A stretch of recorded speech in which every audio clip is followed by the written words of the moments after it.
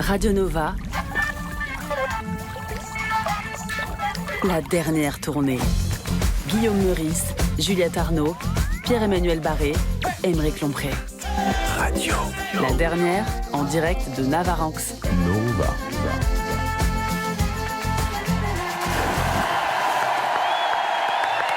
Bonsoir à toutes et à tous, bonsoir Radio Nova et bienvenue dans la dernière, en direct et un peu en public, j'ai l'impression, de Navaranx. Ça va les Pyrénées-Atlantiques? Ça a l'air. Adieu. J'ai appris la langue du pays. Adieu Navaranx. On est très heureux d'être là, on est en chair et en sueur. Il est 22h, il fait 1000 degrés, mais on est content. On est autant en sueur que François Bayrou devant un journaliste de la Gazette de Bétarame. Voilà, je me suis dit comme ça c'est fait, on n'en parle plus. Car oui, nous sommes dans le Béarn, terre de légende. J'ai cité François Bayrou, mais Jean Lassalle également. Eh oui. Nos régions ont du talent, nos orthophonistes ont du boulot. Je vous rappelle que Jeannot, sa devise, c'est qui veut dire les voyelles, c'est pour les faibles. See you Thibaut, c'est pas une chanson de Francky Vincent, mais c'est la devise de Navaranx, qui veut dire si moi j'y vais, elle y est, elle est là, au plus près des montagnes et des chèvres, naines et autres. Juliette Arnaud. Bonsoir Navaranx, bonsoir les autres. Et bonsoir les chèvres. Et bonsoir les chèvres. Bien sûr. Lui, c'est un peu le voisin de l'ours, pas forcément dans le tempérament, mais dans la pilosité. Aymeric Lompré. Comment tu vas? La pêche. Oh, la grosse pêche. La pêche. Lui, il est voisin de l'ours, pas forcément dans la pilosité, mais plutôt dans le tempérament. Pierre-Emmanuel Barré. Bonsoir. Bonsoir tout le monde. Tout va bien? Ça va bien, je me suis baigné. Ah oui, Je me suis baigné dans la rivière. Il est frais, il est heureux. Allez, on est parti, on n'a pas le temps, il est déjà 22h03. On a épluché la presse locale, Sud-Ouest, la République des Pyrénées, Passion Garbure. Et on vous informe, on y va, Juliette. À Mourinx, du 29 juin au 3 juillet, un atelier d'initiation au journalisme radio invite les jeunes à plonger dans l'univers des médias et de la création sonore. Croiser des informations, vérifier des faits, rester indépendant des pressions gouvernementales ou industrielles, voilà tout ce que les petits journalistes en herbe vont apprendre au cours de ce stage passionnant. Bonne nouvelle pour France Info qui va pouvoir envoyer toutes ses équipes à Mourinx pour une grosse remise à niveau. On enchaîne avec la justice à Laas, petit village situé à 10 km. Bon.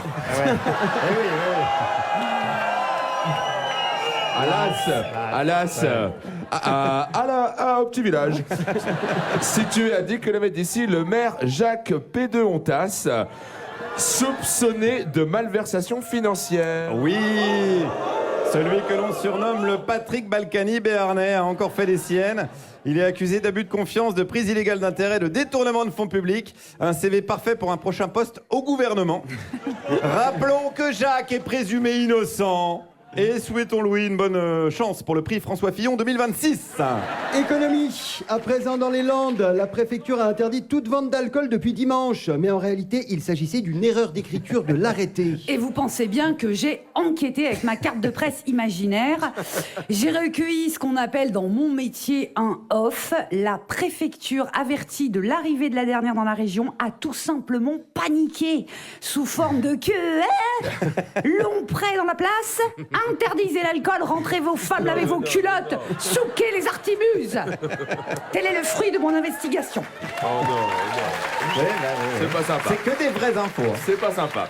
À Susmiu. Allez, là. À Susmiu. Oui, Ah non, allez. Oui. Parce que ça, on dirait qu'on suce un tout petit chat. Oui, on l'avait.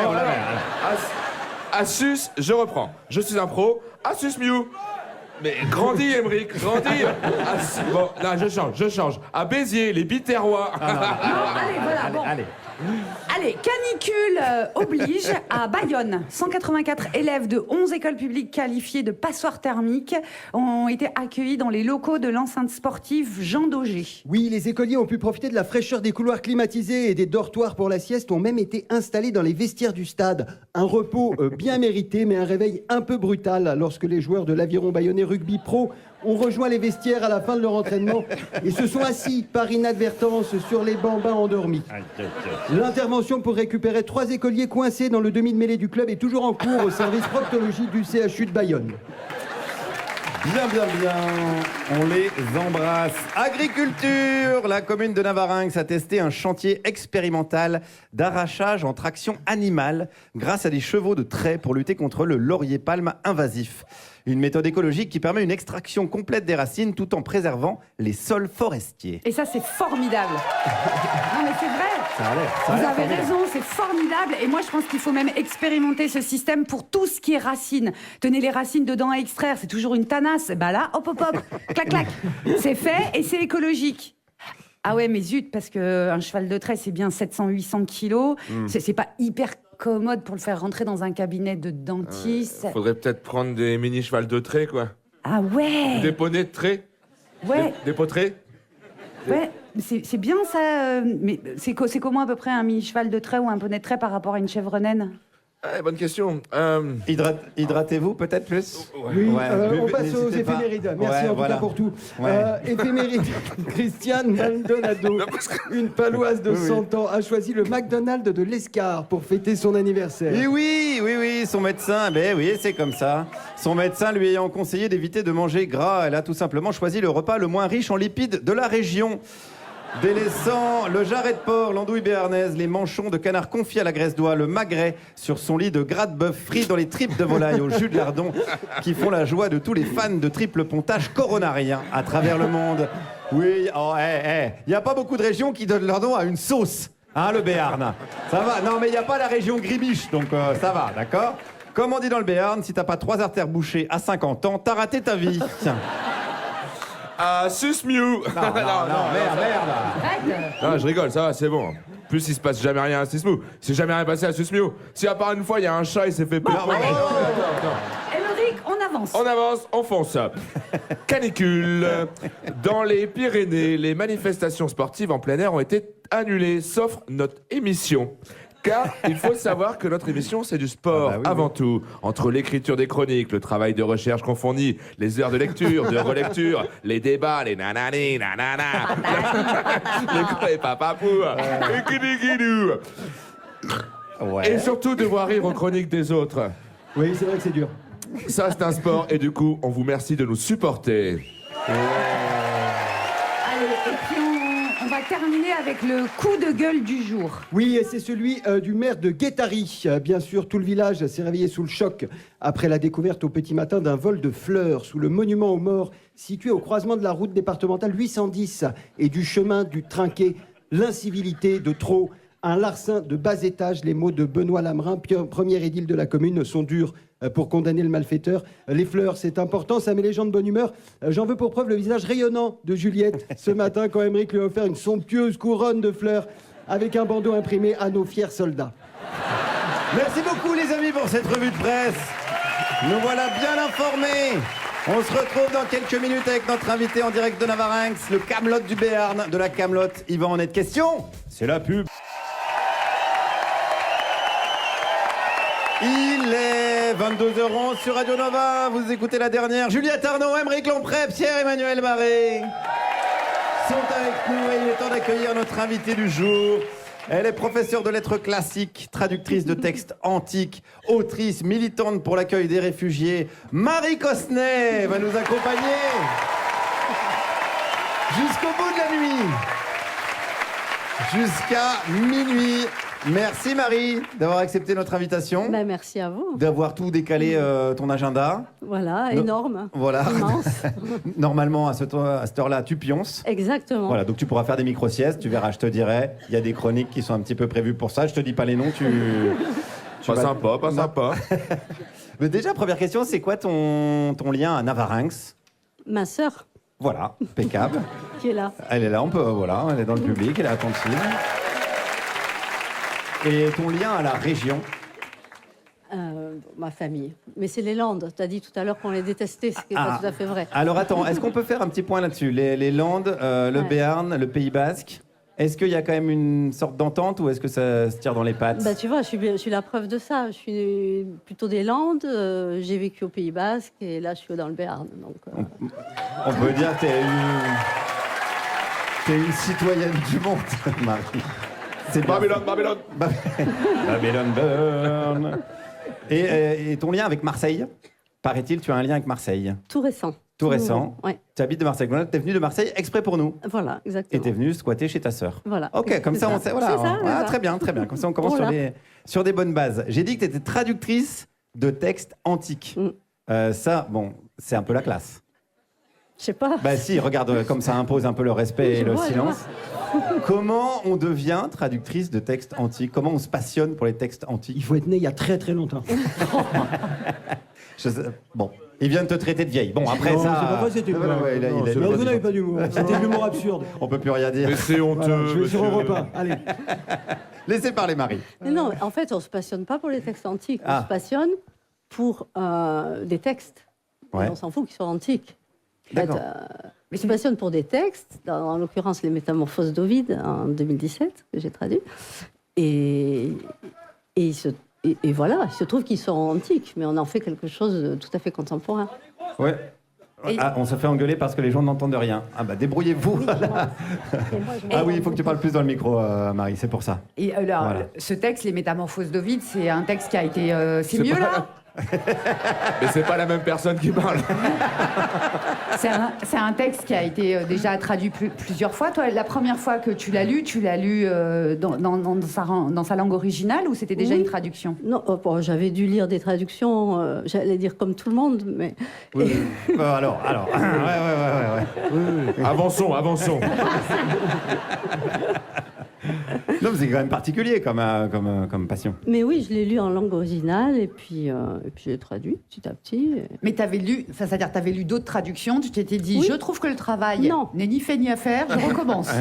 Non, je me suis pas dit ça. Je me suis dit j'ai envie de traduire ce texte. En le traduisant, je le lirai mieux. Voilà, je pense que je peux en faire quelque chose. Et voilà. Et mais j'ai une question bête du coup, mais est-ce que tout n'a pas déjà été traduit? Oui. Et qu'est-ce que toi, ta traduction apporte Ah ben, à celle qui existe déjà? il faudrait que je fasse Un cours magistral? une démonstration là. Je peux pas tellement, mais ce qu'elle m'a apporté à moi. Non, ce qu'elle Beaucoup. apporte à nous, si on le lit. Ben, Non, mais c'est une question tout à fait naïve, Vous bien sûr, verrez, vraiment. vous verrez. Ah ouais. Mais c'est quoi alors? C'est beaucoup de l'ordre de l'interprétation? Parce que j'imagine les mots, ça reste de la traduction littérale, quoi. Non, mais bon, alors, déjà, c'est écrit en vers. Ouais. Non, mais j'y vais là. Mais oui, franchement, Ah, ok, ok. ça nous intéresse, premier Ok, degré. Ouais. C'est écrit en vers. Ce sont des vers latins, Ouais. c'est des vers classiques de l'épopée. Déjà, on fait comment en français? On le traduit dans quelle forme, en fait? Est-ce qu'on va choisir une forme rimée ou pas? Non. Enfin, est-ce qu'aujourd'hui, on écrit dans une forme rimée? Est-ce qu'on écrit en alexandrin aujourd'hui? Pas du tout. Donc, enfin, pas moi, en tout cas. On pourrait, ouais. On pourrait, si Ouais. on fait ce qu'on veut, mais enfin, Ouais. c'est pas... C'est pas à la mode, quoi. Ben, c'est pas ça. C'est que si je le lis aujourd'hui, je vais essayer d'en donner un équivalent en français qui soit correspondant à ce que c'était en latin à Ah ouais, l'époque. ouais. Du coup, c'était tout à fait contemporain. Ovide, 1er siècle avant Jésus-Christ, etc. Quand il écrit, on se dit pas oh là là, que c'est chiant ce truc. On aime. Voilà. Donc l'idée, c'est d'en faire quelque chose qu'on va aimer aujourd'hui. Mais c'est pas le moderniser, c'est vraiment traduire exactement, presque littéralement, le texte en faisant le pari que ce texte il est assez fort pour être porté aujourd'hui. Mais tu lis quand même les autres traductions qui ont été faites avant? Est-ce que ça t'influence pas ou est-ce Alors, que tu... pour Ovide, pas tellement, Ah ouais. quasiment pas. Pour Lucrèce, qui va paraître à la rentrée, oui. Pour des raisons vraiment que je vais oser dire, c'est que c'est très difficile et que les traductions faites avant la mienne, en fait, elles m'ont aidé, quoi. Elles m'ont aidé.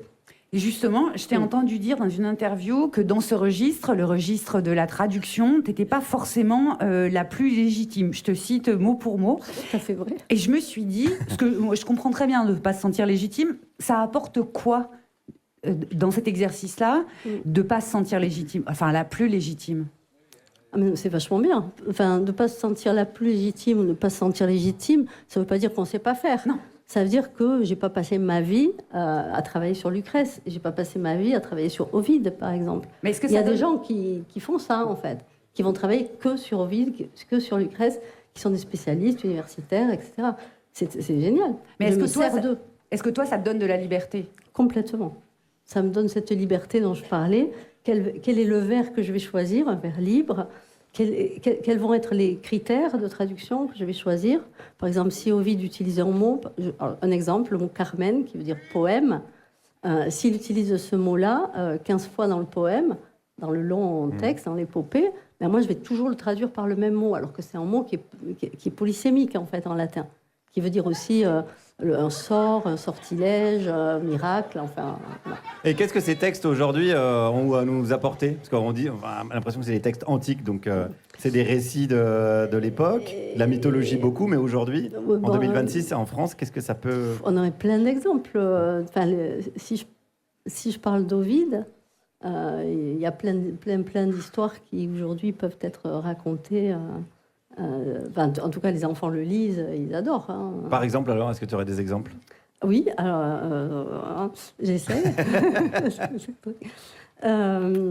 J'essaie de trouver un exemple tout de suite. Narcisse, par exemple. Ah, Voilà. ouais. Ouais, puis là, autour de la table, par exemple, ça, je pense que ça peut les intéresser, Narcisse. C'est qui, lui? Tu vas voir, Émeric, écoute bien. Bah, Ouais, c'est un joueur de rugby. C'est un jeune homme, en fait, qu'une nymphe qui s'appelle Écho aime. Et ils sont dans la forêt, il est en train de chasser. Et dans la forêt, elle l'appelle, en fait, elle l'appelle.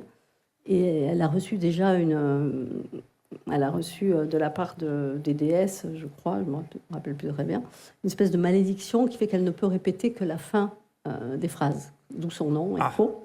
Nul comme malédiction. Ouais. Vraiment Comme malédiction. Oh, mais on Oh peut là là, ça y est. Ça y est, Oh là là. là.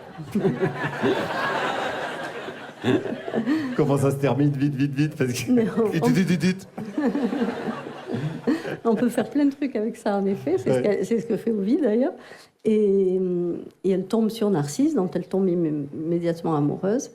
Mais lui, en se promenant dans la forêt, en chassant dans la forêt, il a vu son reflet dans un lac. Et ça, c'est très... Enfin, c'est pas que le narcisse qui va donner notre narcissisme et tout ce qu'on sait du narcissisme, c'est vraiment quelqu'un qui va souffrir de ne pas pouvoir toucher, en fait, et tenir l'objet de son amour, etc. Donc il y a toute une souffrance, une très grande souffrance de la part de Narcisse. Bon, ça se finit mal. Alors, par exemple... Oui, on va pas spoiler, mais je crois qu'il se noie, non? Ben oui, enfin, il se noie pas vraiment, mais il devient une fleur, le narcisse. Alors, j'avais pas toutes les infos. Ah oui, Ouais, il se transforme? Oui, il se transforme. Ah, je pensais qu'il se noyait dans une flaque comme un débile. Non, on devient des fleurs. C'est un peu pour ça que ça s'appelle les métamorphoses. Ah, ouais. Oui, mais en même temps, c'est ma traduction à moi. On fait ce qu'on veut, la traduction. Je suis en train de travailler dessus. Et ça devient vraiment un gros débile, il s'appelle Emmanuel Macron. Même, mais c'est une interprétation, Oh, il y a des fans de Macron dans le public, j'étais pas prêt à ça. Pardon, je t'ai coupé, tu voulais rajouter quelque chose? Non, je pense que, oui, à un moment, Narcisse est dans la forêt, il entend que quelqu'un le suit, il pense que ce sont ses camarades, et du coup, il les appelle et il dit « réunissons-nous », parce qu'il est perdu dans la forêt comme un chasseur. Et à ce moment-là, Écho, qui ne peut prononcer que la fin des phrases, dit « unissons-nous ». Il veut dire autre chose. Voilà, c'est beau. Oh, ouais. c'est pas vrai, Ouais. c'est joli. Oui, c'est joli. Bravo, bah oui, bravo. Et est-ce qu'on en découvre encore des textes antiques? Est-ce qu'on en découvre encore? Ah, pas moi. Hein. Non, mais les historiens, Non. les archéologues, est-ce qu'il y a des bibliothèques enfouies, mystérieuses? Il y a des textes qu'on n'a pas, il y a des textes qu'on peut-être un jour on aura, qui sait, mais je ne crois pas qu'il y ait eu de découvertes récentes extraordinaires. Et est-ce que toi, tu as des périodes de prédilection? Parce que quand on dit texte antique déjà, ça veut dire quoi? C'est hyper vaste comme période, non? Oui. Ouais. Donc, moi, là, c'est le latin, en l'occurrence, et c'est le Ok. latin du 1er siècle avant Jésus-Christ. Voilà, Ok, ouais. Donc c'est une période quand même très précise. Ouais. très précise. Question un peu vaste, mais est-ce que la littérature, c'est politique? J'ai la réponse si tu veux. Alors, Vous avez 4 heures. Vous avez jusqu'à minuit, Marie Cosnet. alors la bon, On va dire, attends, est-ce que la tienne, déjà, c'est politique? Est-ce que pour toi, traduire des textes antiques, c'est un acte politique? non, j'oserais pas dire ça, vraiment, parce que faire un acte politique aujourd'hui, c'est une nécessité, un engagement. Traduire Ovide, c'est un immense plaisir. Et je pense que ça peut apporter plein de trucs à moi d'abord et peut-être aux autres, j'espère. Mais je ne dirais pas que c'est un acte politique. Parce que je me fais quand même Enfin, je pense qu'il y a un engagement à tenir qui ne passe pas que par, je sais pas moi, la tradition ou la poésie, en fait. Et tu le fais pour le kiff. Tu le fais pour ton kiff et pour... Ouais, c'est pas rien, hein. C'est pas Mais rien, non, le pas du kiff. tout. C'est pas rien du tout. Et Est-ce que le kiff, c'est politique? Non, j'arrête. Et comme tout est politique, Oui, bien c'est sûr ça, que ouais, le ouais. kiff, ça peut être politique, bien sûr que la poésie, bien sûr que la littérature, au sens très large, ça l'est. Mais, à un moment donné, et peut-être que c'est là que... je sais pas, il y a une question que je me suis posée peut-être à un moment particulier, on va dire les années 2005, 2008, etc., en disant, bon, oui, j'écris, je fais mes petites traductions, je fais mes petits textes, c'est pas que du kiff, et c'est pas du tout un mépris de dire que c'est des petits textes, ce sont des textes, et je continuerai, et heureusement. Cela dit, à côté, j'ai besoin d'écrire ce que j'appelais des chroniques, mais ça n'a rien à voir avec les chroniques. Hein, C'est un autre art. Tu verras tout à l'heure. Hein. Non, c'est pas un autre art, c'est au contraire, c'est des toutes petites chroniques pour alerter, on va dire, sur des questions qui, là, oui, sont extrêmement politiques, qui étaient des chroniques que je faisais paraître dans le blog de Mediapart à l'époque, D'accord. et qui, à chaque fois, étaient des chroniques pour essayer de... quand quelque chose devenait vraiment insupportable, et les choses sont devenues insupportables il y a une vingtaine d'années peut-être, bien avant aussi. Mais, Tu veux dire dans l'actualité? Oui, dans l'actualité. Ouais.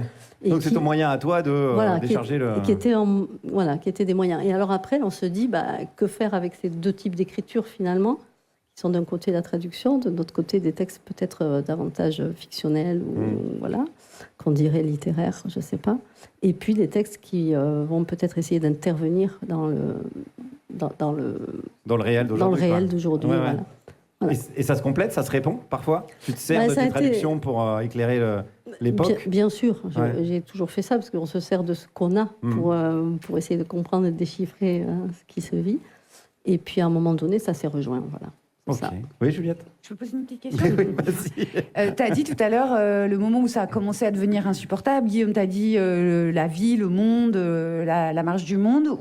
Mais c'était aussi relatif à toi, à l'âge auquel tu étais arrivé Non, pas du tout par rapport à moi, ni l'âge auquel j'étais arrivée, mais je ne sais pas, on peut dire les années Sarkozy, peut-être. Ah, on se souvient de ça, oui. On était là. Ouais. C'est vrai que c'est un peu l'époque où on a commencé à faire des chroniques aussi, donc tu vois, on a des points communs. Merci beaucoup Marie Cosnet, tu restes avec nous jusqu'à minuit, je le rappelle.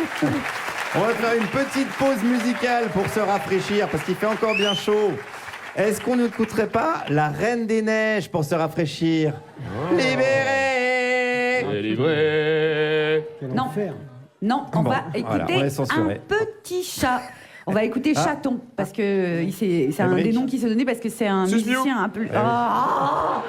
parce que c'est un musicien à plusieurs vies. On va écouter son titre New York, où il affirme « Mon paradis, c'est New York en été », c'est-à-dire en gros la canicule et à balle d'humidité, Navarinx, quoi. Vous êtes toujours sur Radio Nova, la dernière. Juliette Arnaud, Aymeric Lompré, Pierre-Emmanuel Barré et notre invitée, l'autrice et traductrice Marie Cosnet. Il est 22h28, l'heure d'accueillir notre humoriste du jour. Vous le savez, on profite de la tournée pour donner la parole à des nouveaux humoristes, des nouveaux chroniqueurs.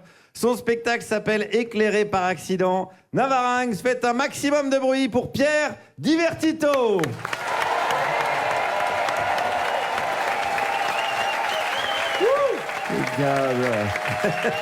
Bonsoir Navarinx, est-ce que ça va? Bon, alors, non mais ne cherchez pas à régler le son ou la connexion, d'accord? Je parle comme ça, d'accord?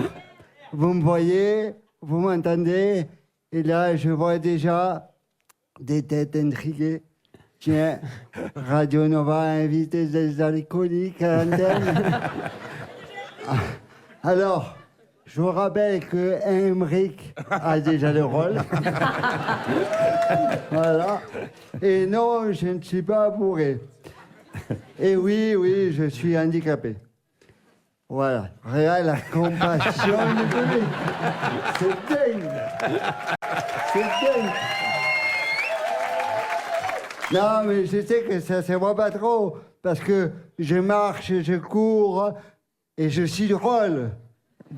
C'est d'ailleurs pour ça que je n'ai pas été choisi comme ambassadeur pour la conférence nationale pour le handicap. Non, pas parce que je marche ou que je cours. Non, juste parce que je suis drôle. Ouais. Ouais, je peux pas faire assez pitié, quoi. Tu vois, alors, que la vraie raison, ça on me l'a dit à off, on m'a dit, tu baves pas assez. 1000 excuses, hein, de pas avoir un handicap vegan. Oui, ben l'handicap vegan, c'est comme le véganisme. Hein. Il reste que les légumes. Ouais, tu l'entends là, ouais, voilà. Non, mais je sais, cette blague passe juste parce que je suis légitime. Ouais, toi, t'es handicapé, tu peux. Ouais. Mais oui, je suis un peu salaud. Mais quand on voit un handicapé, on l'entend.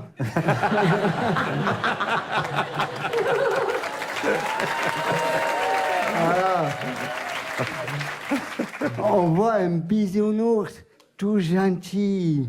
Moi, je vais vous montrer, mesdames, messieurs, que les handicapés peuvent être des connards comme les autres. Mais oui, quand on parle d'handicap, on a souvent la réaction comme la compassion, la tristesse et le fameux « Ah, quel courage !» Mais on n'imagine pas qu'ils peuvent être salauds, faire du sport et avoir une libido débordante même. Ah, si Patrick ou Gérard avaient eu un handicap, ils n'auraient jamais été soupçonnés.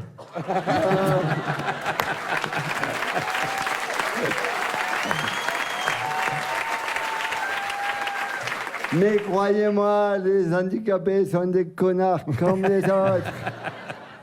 Alors moi, c'est pas pareil, c'est même pénible, parce que, si tu veux, je suis pas assez... pour vraiment paraître handicapé, et je suis pas assez valide pour vraiment paraître valide. Mon handicap à moi, c'est un peu comme une demi-molle.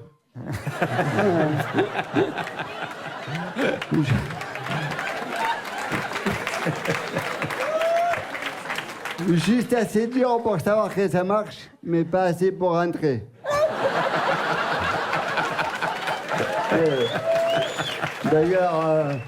D'ailleurs, Guillaume m'a dit qu'il me comprenait.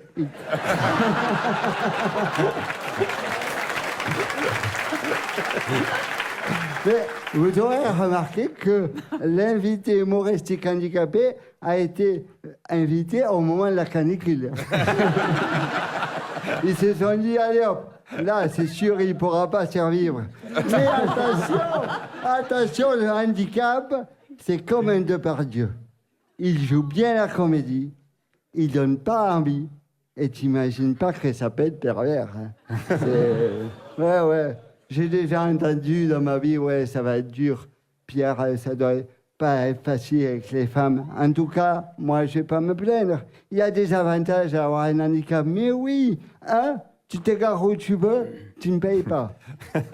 N'est-ce pas, Pierre-Emmanuel? T'étais content de conduire à Machinina partout dans Paris, hein? Eh oui.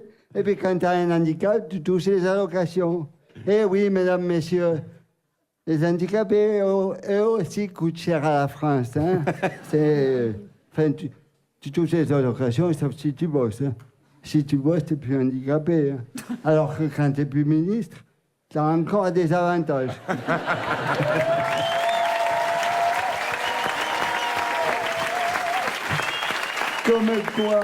Comme quoi le fonctionnariat n'est pas du travail. Alors, je le sais parce que j'ai été fonctionnaire. Et au bout de 2 jours, j'ai cru que j'étais valide.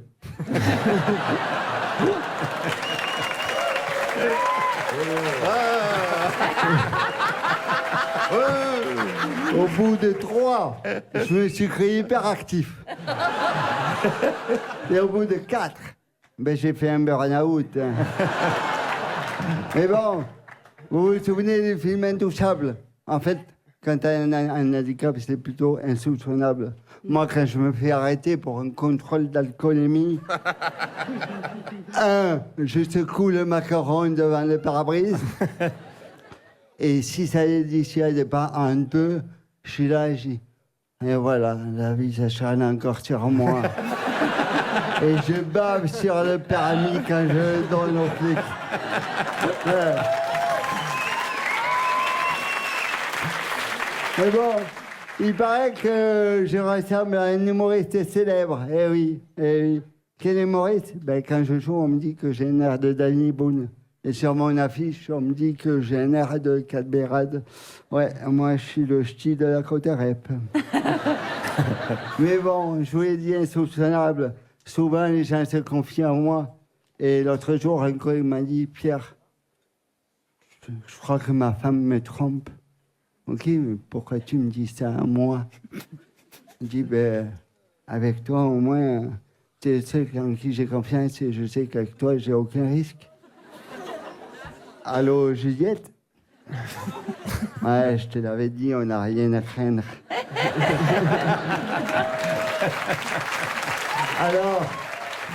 Alors, mesdames, messieurs, méfiez-vous des handicapés. C'est comme ce petit chat inoffensif tout mignon que tu as envie de caresser et qui peut t'arracher les bras car c'est un vrai tigre. Pierre Divertito, merci Pierre. Merci. Bravo et merci Pierre. Merci pour cette chronique. Tu seras au Festival d'Avignon. Oui, je vais être au Festival d'Avignon du 4 au 25 juillet au théâtre L'Autre Carnot. Impeccable. Tous les jours à 13h35. Ok. Et pour le public d'ici, je jouerai au théâtre Saint-Louis de Pau. Ah. Voilà. Le 6 novembre prochain, la billetterie sera bientôt en ligne. Et donc ton spectacle s'appelle Éclairé par accident. Éclairé par accident, je demande pourquoi. Hein, N'en dis pas plus, ça, on ira bien voir. Attends, sûr. mais t'as un parcours assez particulier. En Oui. parallèle, tu fais de l'hypnose. Oui. Il a craqué. On a perdu Émeric Lompré d'un coup sur la question. Oui. Quel est ton parcours particulier alors? Mais il fait de l'hypnose. Je fais de l'hypnose. Et t'es hypnothérapeute. Ah, je suis hypnothérapeute et je suis hypnotiseur de spectacle aussi. Et tu t'en sers dans le spectacle qu'on peut voir à Avignon? Non, c'est que du one-man show. Ok. C'est vraiment un one-man. Et il y a un spectacle d'hypnose à côté qui s'appelle Eclipse. Ok, impeccable. Ouais. Merci Pierre. Merci On à est toi. toujours avec Marie Cosnet qui traduit des textes antiques. Est-ce qu'il y a des blagues dans les textes antiques? Est-ce que des fois tu te marres? Très peu. C'est vrai, mais c'est... Mais pourquoi? Ils étaient pas drôles à l'époque ou quoi? Si, dans les Métamorphoses d'Ovide, il y a plein de choses drôles. Il y a des dans- punchlines. Mais bon, après Lucrèce, des Rerum Natura, beaucoup moins. Bon, on ira plutôt voir Pierre Divertito, qu'on peut applaudir bien fort encore. Merci d'avoir été avec nous, Pierre. Allez vous abonner à son compte Instagram. Faites-le maintenant, vous n'allez rien rater de ce qui suit, puisque ce qui suit, c'est la publicité. Vous êtes toujours sur Radio Nova, la dernière, Juliette Arnaud, Émeric Lompré, Pierre-Emmanuel Barré et notre invitée, l'autrice Marie Cosnet. Nous sommes donc Navarinx, on l'a dit, dans le Béarn, au Grand Air. Et vous entendez, les Béarnais sont là. Et ce qui est dommage avec cette tournée, c'est qu'on va devoir partir. Parce que voilà, c'est le principe, on va de ville en ville. Et pourtant, on aime le Béarn à peu près autant que le Béarn déteste le Pays Basque. Et oui, là, mais j'ai appris ça. Mais oui, mais j'ai appris ça. Pourquoi les Basques ont le dos qui pue? Parce qu'ils pètent plus haut que leur cul. Voilà ce qu'on m'a dit. C'est pas de moi. Je l'ai entendu à l'hôtel du commerce. Je balance mes sources. Bref, je veux dire que l'air du Béarn risque de nous manquer. Mais j'ai trouvé une solution, figurez-vous, celle d'un entrepreneur qui s'appelle Michel Cazenave. Je ne sais pas si vous connaissez. Il vend de l'air béarnais en boîte. Oui, il y en a certains qui le connaissent. Il vend de l'air pur des Pyrénées. Il habite à Pau. Je l'ai appelé. Combien ça se vend? Je les vends 5 euros. 5 euros, ok. J'ai déposé à l'INPI la marque pour avoir l'air. Ah ouais, vous avez privatisé l'air. Ouais, ouais. Est-ce qu'on n'est pas sur une sorte d'aboutissement du capitalisme, là, les amis? J'espère juste un truc, c'est que Elon Musk n'écoute pas ce qui est en train de se passer. Sinon, on est foutu. Alors, quand il a eu l'idée, comme tous les entrepreneurs, il a saisi les opportunités. Il y a une boutique qui ouvrait en même temps à côté du château de Pau qui s'appelait Les Chauvins, qui ne faisait que des produits bernais. Donc j'ai été voir la responsable et je lui ai proposé, je lui ai dit tiens, il vous manque un produit phare, c'est de l'air bernet. Et bon, dans l'année, elle a vendu à peu près 500 boîtes. 500 boîtes d'air. Ouais, ouais. 500 boîtes d'air Bernet en un an. Un business model solide. Mais qui est cet innovateur à qui tout réussit? C'est ça, il va avoir son portrait dans Capital, putain. Bientôt la une de Challenge, Michel. Alors, problème, attendez. Comment on peut être sûr que c'est bien de l'air du Béarn? Eh oui, à l'intérieur. Il faut me faire confiance. Eh ouais. Qui est-ce qui nous dit que vous prenez pas de l'air de n'importe où, quoi? Il y a quand même des gens qui me disent mais comment vous faites pour mettre l'air dans la boîte? Mais non, ça pose plein de questions, je trouve. C'est ceux qui achètent. Hein? C'est ceux qui achètent qui disent ça. Ouais, je pense. Non, mais il garde le secret bien gardé. Est-ce qu'il prend de l'air du Béarn qu'il envoie par camion se faire enfermer dans une boîte en Chine? Est-ce qu'il y a de la main-d'œuvre étrangère sous-payée qui vient capturer l'air? Enfin, c'est sans fin, c'est sans fin. Et il a plein d'autres innovations. Mais je fais aussi l'air du chemin de Compostelle pour les pèlerins. Ah, l'air du chemin de Compostelle, ok. Mais pris à quel endroit alors, du coup? Parce qu'il est long, ce chemin. Je le prends n'importe où dans le Béarn. Ah oui, dans le Béarn quand même, ouais. Oui, non, bien sûr. Mais je ne trompe pas les gens sur la marchandise. Je ne trompe pas les gens sur la marchandise. Putain, typiquement, ce que dirait quelqu'un qui trompe les gens sur la marchandise. Hein. Même vibe qu'Emeric qui dit « Je vais faire une chronique d'actu ». N'importe quoi. Allez, continuons. J'ai une anecdote. Un jour, je vais dans un restaurant de Pau et je dis au patron, je viens chez vous parce que vous ne travaillez qu'avec des producteurs. Étant producteur moi-même, il me dit, c'est vous qui faites cette connerie là. Il y a des gens assez cons pour acheter des boîtes. J'ai dit, oui, mais bien sûr, je baratine un peu. 10 minutes après, il me dit, bon, vous allez m'emporter 20 boîtes, je vais vous les vendre. Mais oui, parce qu'il y a un marché du con. Le con, mais oui, mais le con est une valeur refuge, les amis. Le con est très porteur. Jamais RMC ne manquera de chroniqueurs, ça je vous le dis, hein. Alors une question se pose quand même pour conclure. Combien il en a vendu en tout? Je peux pas le dire fiscalement parlant, je peux pas le dire, mais quelques-unes. Ah j'ai l'impression qu'il y en a pas mal, ouais. Et j'ai eu aussi, j'ai fait l'objet d'une question dans le jeu de Cyril Ferraud, tout le monde veut prendre. Ah ouais, mais c'était pas ma question. Ma question c'était combien vous en avez vendu en tout. Je suis un petit retraité, je déclare pas tout. Voilà, bientôt le scandale de la défiscalisation de l'air du Béarn. Alors, vivons heureux en attendant la mort, en premier lieu celle du capitalisme, qui nous pompe l'air. Merci Guillaume. On l'a. Vous l'avez, voilà. Pomper l'air en boîte. L'air de... Je pense que littéralement tout le monde l'avait. Et merci Michel Cazenave quand même, hein. Vous pouvez acheter, mine de rien, c'est de la publicité, ça existe, donc l'air du Béarn. Moi, ça me fait très plaisir de dire merci Michel. Merci Michel. Il est 22h43, on est Déjà. sur Radio Nova avec Marie Cosnet, qui est autrice et traductrice. On a une question à te poser avec Guillaume. On a compris que tu écrivais à la fois de la fiction et de la non-fiction. Alors, on n'est jamais d'accord avec Guillaume, parce que lui, il aime la réalité et moi pas. Mais j'ai la sensation que la frontière entre la fiction et la non-fiction, elle n'existe pas tant que ça. Ah, moi, je suis d'accord avec ça. Voilà, t'as perdu Guillaume. Déjà? Ouais. Encore? Après, ça contredit un tout petit peu ce que j'ai dit tout à l'heure, parce que je disais, j'écris de la fiction, et à un moment donné, j'ai eu besoin de me sentir davantage impliquée dans l'écriture de choses qui m'engageaient politiquement, en fait. Donc, pourtant, dans chaque... D'ailleurs, dans chaque fiction, ou plutôt dans chaque réel, il y a énormément de fiction qui se cache. Je peux donner un exemple? Oui, vas-y, très vite. Oui, bien sûr. Ouais. Voilà. Si on parle de politique d'immigration, Ouais, parce qu'on va en parler de toute façon, donc c'est très bien. Si on parle du pacte asile-migration qui vient de sortir, qui a été adopté le 12 juin dans chacun des pays européens, ce pacte propose que tous les gens qui arrivent à l'intérieur de l'espace Schengen, donc Italie, Espagne, Grèce, pour les plus grands points d'accès, ne sont pas rentrés sur le territoire européen. C'est la fiction de la non-entrée. C'est écrit comme ça.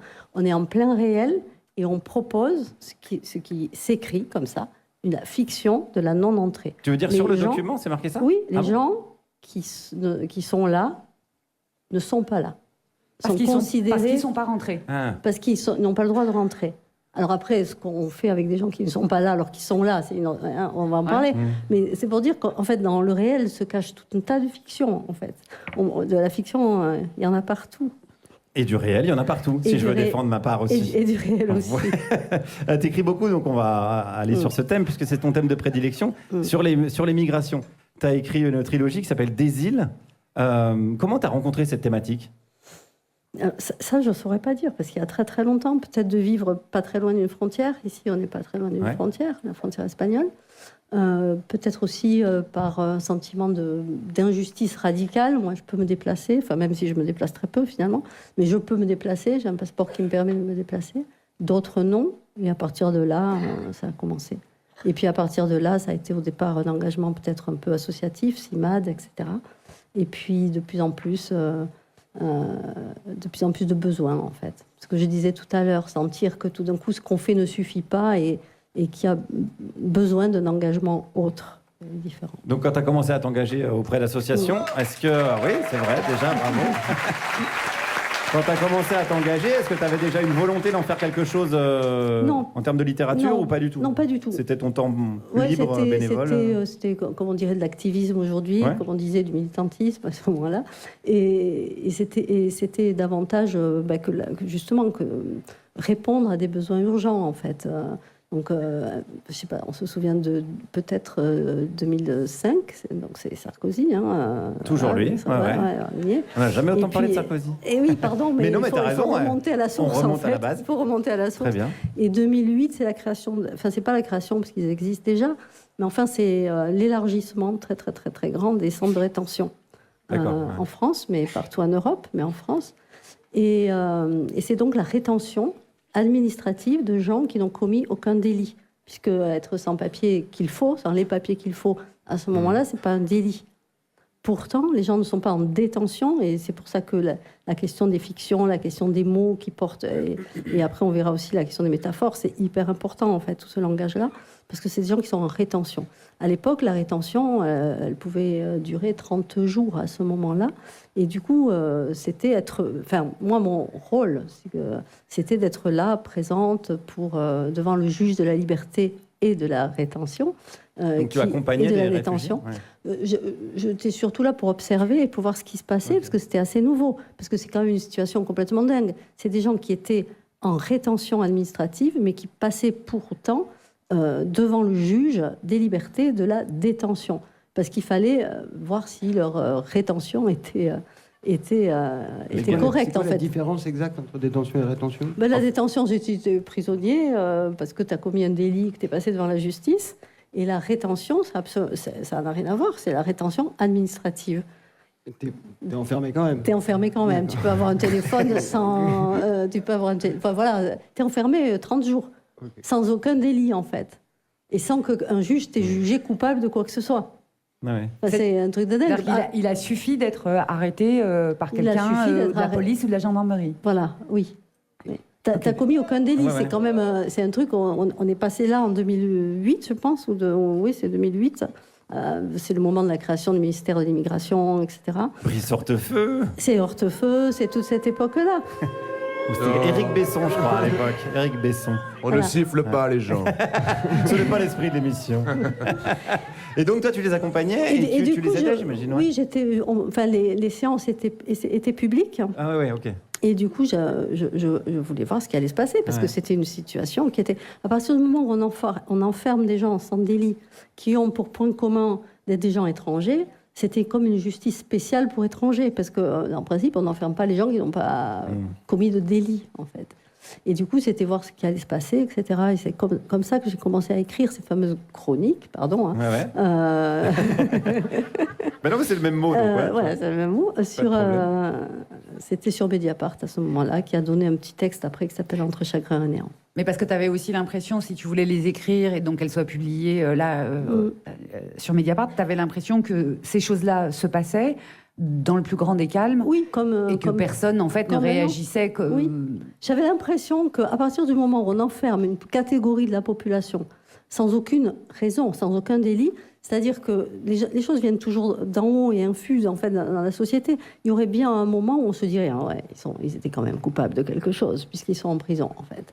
Et ça c'est ce qui se passe encore aujourd'hui. Il y a tout un tas de gens qui meurent et dans la mer Méditerranée et dans l'Atlantique. Voilà, et on se dit bien bon ils sont morts. C'était illégal leur départ de leur pays en fait. Ouais, en fait, il y a toujours cette façon de. Il y a un soupçon quoi. C'était la création du soupçon. C'était là-dessus en fait que je voulais travailler. D'ailleurs, Qu'est-ce qu'on est en train de fabriquer? Qu'est-ce qu'on est en train de mettre en œuvre en fait? Et c'est vrai qu'on on s'est plus jamais arrêté. Tu dis qu'il y a plus de morts en Atlantique qu'en Méditerranée? Je pense que, enfin, personne ne peut savoir ça. Oui, parce qu'il n'y a pas exactement de chiffre. Oui, et puis on n'a pas du tout, parce qu'on a des morts avérés, donc ceux-là évidemment on peut les compter parce qu'il y a des corps, mais il y a la grande majorité, on n'a pas les corps. On les retrouve jamais. Ouais. Là, le 28 mai, il y a un bateau de 180 personnes qui est parti de Casamance, voilà, et qui, jusqu'à présent, n'est pas arrivé.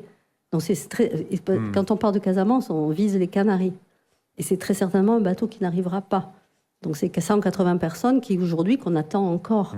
Et ça, c'est à peu près tous les 2 jours que vous avez soit des côtes atlantiques, soit en ce moment de la Tunisie, soit aussi de l'Algérie. Beaucoup de gens parlent de l'Algérie vers les Baléares, de la Tunisie vers l'Italie, Lampedusa, et puis de l'Atlantique vers les Canaries. Et aujourd'hui, comme l'Espagne et l'Union européenne ont fait des accords avec tous les pays jusqu'à la Guinée, c'est-à-dire le Maroc, la Mauritanie, le Sénégal, la Gambie, des accords contre l'immigration, en fait, pour que la Guardia Civile espagnole empêche les gens de partir. C'est même pas les empêcher d'arriver, c'est aussi les empêcher de partir. Les gens partent de Guinée-Conakry, de Guinée-Bissau. C'est quoi? C'est 25 jours de navigation sur des petits bateaux, quoi. On va continuer à parler de ça. Merci Marie, en tout cas, de nous alerter là-dessus, puis de documenter surtout très précisément. On va parler de tes livres. On va se faire une petite pause musicale. On est dans le Béarn, connu pour les chants béarnais. J'espère fort que Christian, notre programmateur musical, a adapté sa playlist. C'est canto. Je sais pas la suite. J'ai vraiment très envie de te laisser te ridiculiser. Regarde, écoute.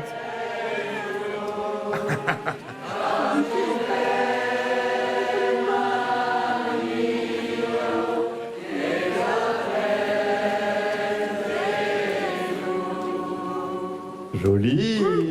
Ah, tu vois, pas mal. Mais c'est pas ça, j'imagine. Bah non, parce que Christian, notre programmateur, il n'avait pas pensé que Anna Varinx a chanté aussi bien. Mais ce qu'il a pensé, Christian, c'est qu'il nous fallait de la douceur parce que le monde est une brute et il nous fallait RJ2 avec son Ghostwriter. Vous êtes toujours sur Radio Nova, vous écoutez la dernière, Juliette Arnaud, Aymeric Lompré, Pierre-Emmanuel Barré, notre invité, l'autrice Marie Cosnay. Je ne vois plus Juliette, je ne vois plus Aymeric. Pourquoi? Mais parce qu'ils sont dans le public. C'est le moment de notre grand jeu. Vous le savez, pendant toute la tournée, on joue, on joute. C'est la grande joujoute. On joue, c'est la grande joujoute. Juliette, tu es avec une spectatrice. Oui, et je suis même avec ma candidate. Oui. Bonjour, comment t'appelles-tu? Maëlle. Bonjour Maëlle. J'ai une autre question. Ouais. Vous emballez pas. Maëlle, est-ce que tu es de Navarinx? Non, malheureusement, je suis Toulouse. Non, c'est bon. La déception est palpable. Il bugle, mais c'est pardonné. Et j'ai une dernière question pour toi, Maëlle. Quelle est ta chanson d'amour préférée? J'ai encore rêvé d'elle. Oh. Ok, on va faire un truc, on va chanter en duo. J'en ai rien à foutre. Allez, c'est parti. allez-y. J'ai encore rêvé d'elle. J'ai mal dormi. C'est bête, elle n'a rien. Ta gueule. C'est bête, elle n'a rien fait pour ça. J'ai un peu froid. Voilà. Bah, on va c'était déchirer, bon. c'est tout. Bah, je suis désolé, c'était magnifique. Est-ce que, Aymeric, tu vas pouvoir faire mieux avec Oui, ton tout candidat? à fait, c'était insupportable. Je suis avec un vrai Béarnais. Tu viens d'où? Tu t'appelles comment? Je m'appelle Fabien, je viens de Toulouse. Mais il y a un mais. Mais il y a toujours un mais. Ouais, pour Guillaume, il y a un mais. Ça fait 13 ans que je vis ici. Allez! Bon, c'est pas mal, c'est accepté. Très très bien. Alors j'ai une question. Oui. Quelle est ta chanson d'amour préférée? J'ai encore rêvé d'elle. Oh.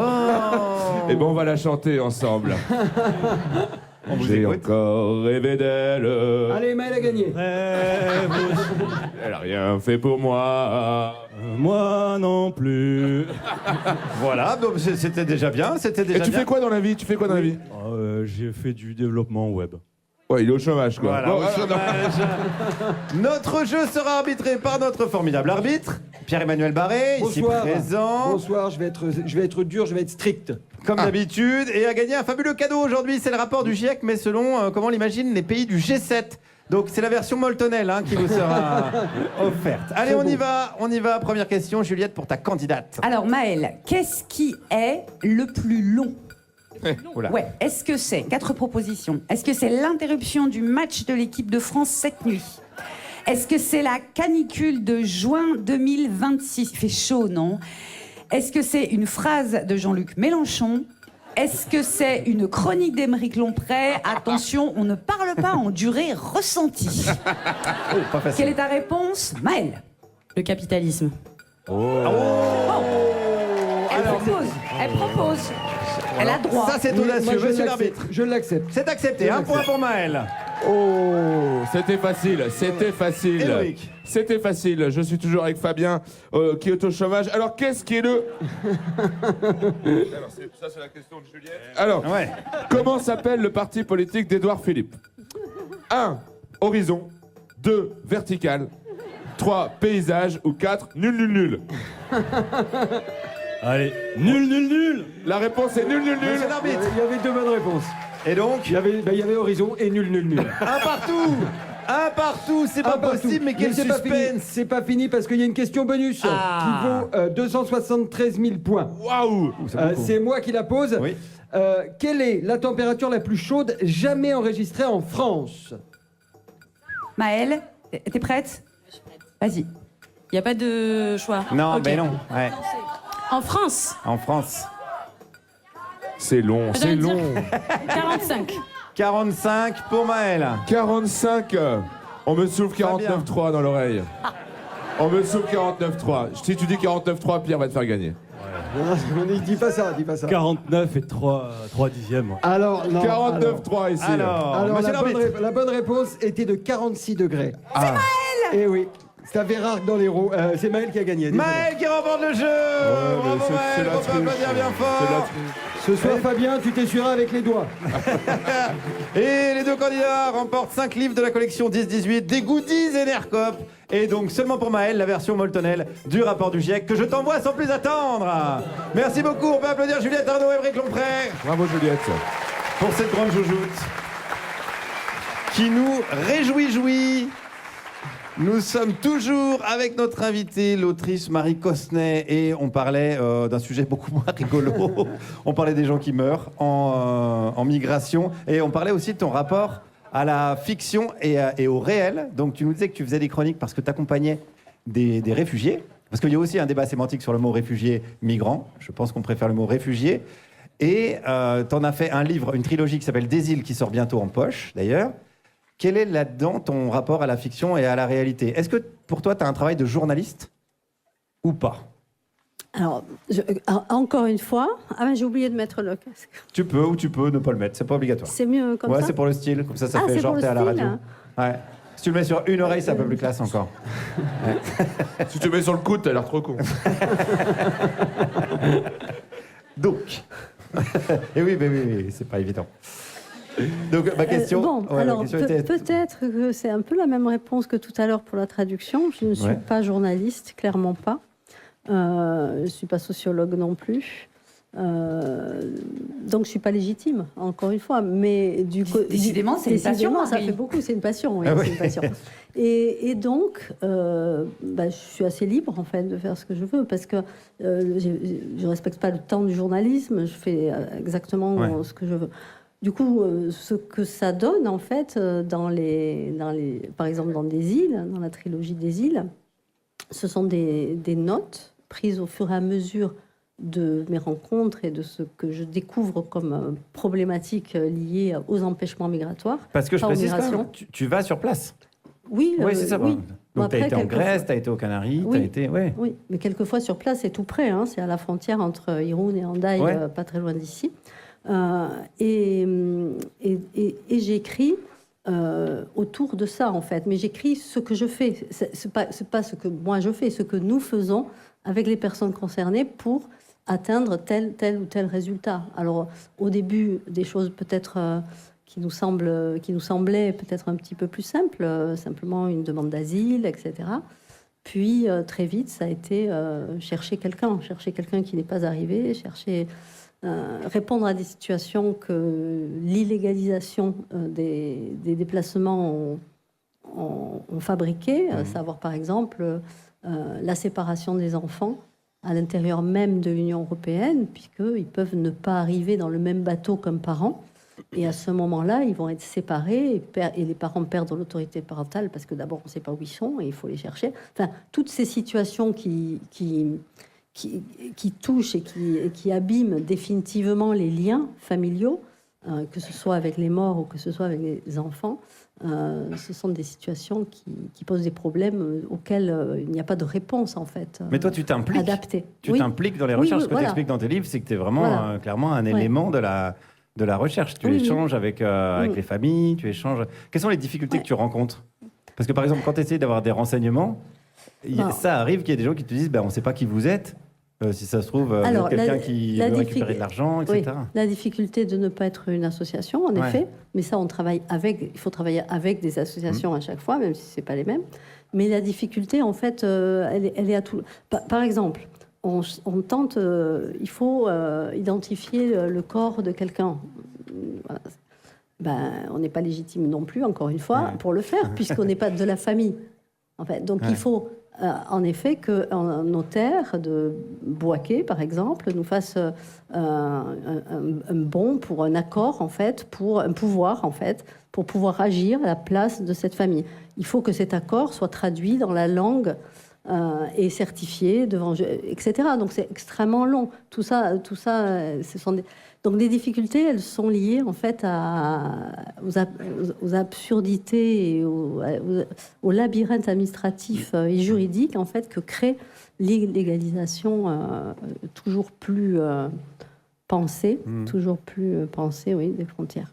Ouais, Juliette. Il y a une question pratique, peut-être imbécile, mais au niveau de la langue, tu parles d'autres langues que le français, tu te retrouves face à des gens...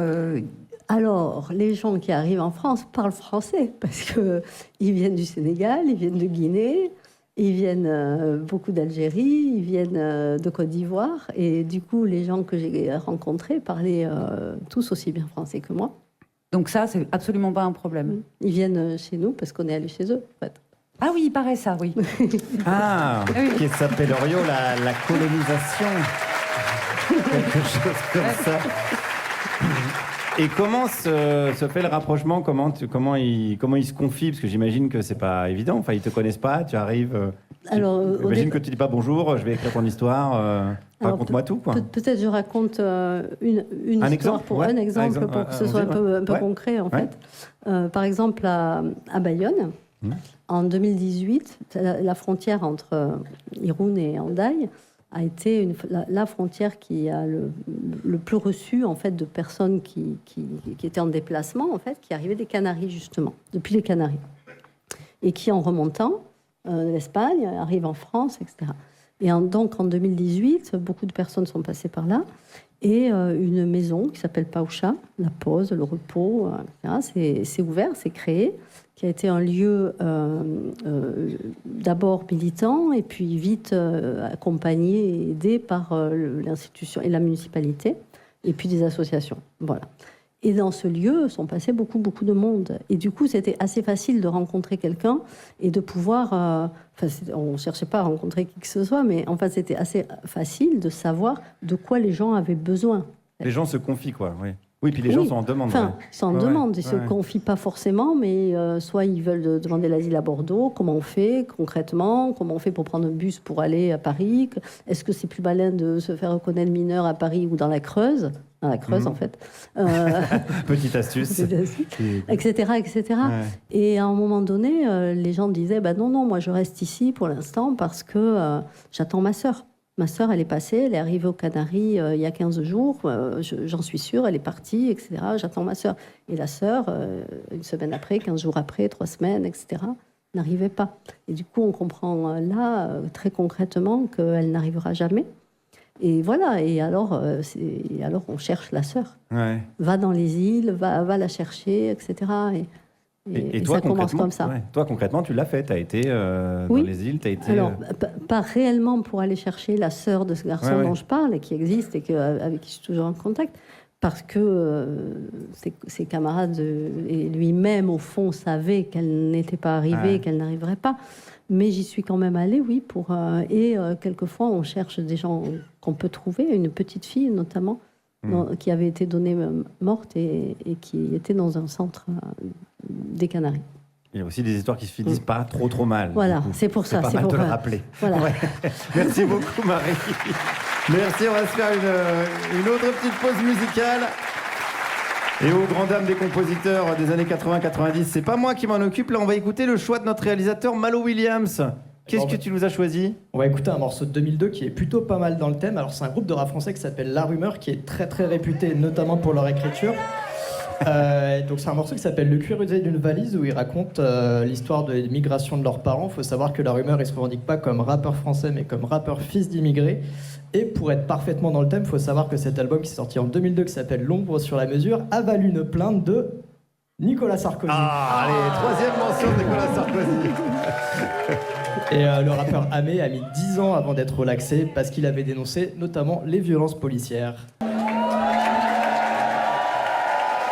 Vous êtes toujours sur Radio Nova, vous écoutez la dernière, Juliette Arnaud, Aymeric Lompré, Pierre-Emmanuel Barré, notre invitée, l'autrice Marie Cosnet. Et comme chaque semaine de toute cette saison régulière, on va dire, vous nous avez écrit pour nous poser des questions sur l'adresse ladernière@radionova.com. Et on a décidé d'y répondre pendant cette tournée d'été. Enfin, il a décidé d'y répondre. On a choisi le plus doux, le plus mignon d'entre nous, Pierre-Emmanuel Barré.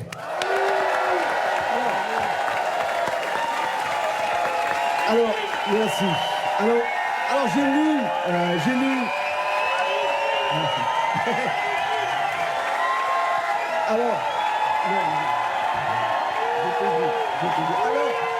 Alors Guillaume, j'ai lu les questions des auditeurs. Malheureusement, je me suis trompé d'auditeur. J'ai lu les questions des auditeurs d'Europe 1. Et pas de surprise, c'est dramatique. Je vous ai fait un petit florilège. Ma poubelle jaune est cassée. Comment faire pour la jeter dans la poubelle jaune? J'utilise un seul coton-tige pour nettoyer les deux oreilles, mais ça fait vraiment très mal quand j'enfonce le coton-tige dans une oreille pour atteindre l'autre oreille. Est-ce normal? Pourquoi les musulmans... Il n'y a pas de suite. C'est ça la question. Ou encore, peut-on attraper le sida en mangeant au testi crousti?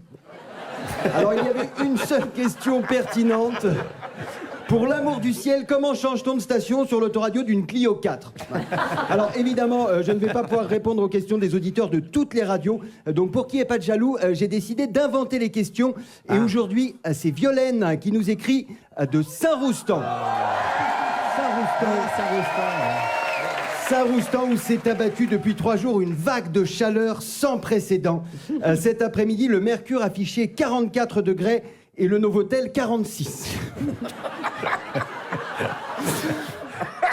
Mais il n'y a pas que dans les hôtels de la commune que l'on souffre de la canicule. Et devant l'ampleur du danger sanitaire, le maire Guilhem Maurice a déclenché le plan barbecue. Les nuits étant naturellement moins chaudes que les journées, les bureaux, commerces et services sont ouverts exclusivement de 22h à 6h du matin. Une inversion des habitudes professionnelles profitable à tous les racilariens, à l'exception des veilleurs de nuit, subitement devenus veilleurs de jour. Certains, n'ayant pas été exposés à la lumière naturelle depuis plus de 40 ans, ont subi des brûlures au 3e degré. Quelques secondes à peine après le lever du soleil, un choc thermique qui a inévitablement mené au drame. Selon les premières déclarations des secouristes à la Gazette de Saint-Roustan, c'est, je cite, « l'odeur alléchante de viande grillée quelque part entre le poulet et les côtes de porc qui a mené à la découverte du corps rôti de Steve Perchereau, veilleur de jour, sur le parking du Kiloutrou, le magasin de location de sextoy de la zone d'activité commerciale de la Cratouille. » Les pompiers ont tout tenté, y compris le percer avec une fourchette pour faire couler la graisse. Mais rien